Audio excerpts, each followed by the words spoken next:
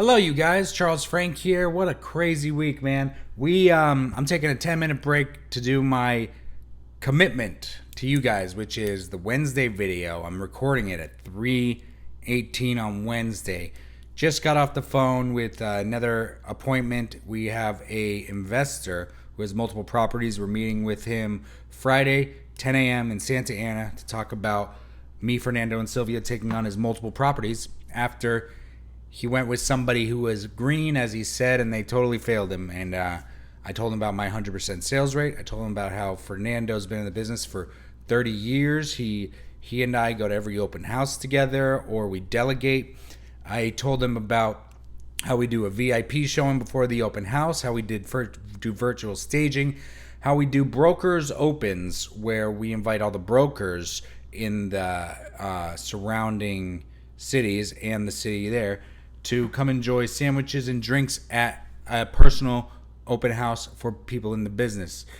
I told them about our counter offers. I told them how we communicate with the lenders of potential buyers to see how much they can fork up. I told him about it all, and he's excited to meet us on Wednesday. Now, it's been a week, but I wanted to give you a quick rundown of where the market stands. We all know the Fed is probably going to be cutting the rate in September. A lot of people are waiting for that. I have a buyer who is having me find him a home before that happens because he believes that when the Fed cuts the rate, all the buyers will come in, it'll be a flood, and then it'll shoot all the housing prices up. So he actually wants me to find him a home before the rates go up. So what are we looking at now? We're looking at high home prices. High home prices remain elevated, driven by a strong demand and a limited inventory. Now, the strong demand I was a little surprised to see because I thought it'd be not so strong demand based off of interest rates. But there is a limited inventory.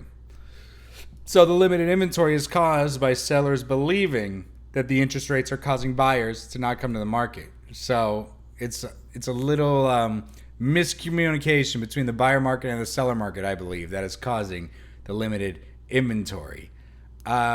Interest rates are going to be cut in September. So we are going to see what happens there.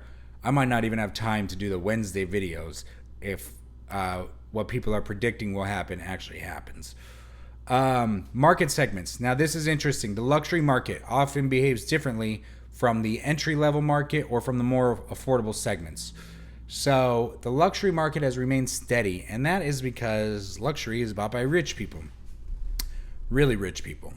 Really rich people that use cash to buy luxury homes. So they aren't dependent on the interest rate whatsoever. Now, the segments that are being affected by the interest rates and the economic influences are the entry-level homes or just the more affordable homes. They are most prone to economic fluctuations in interest rates.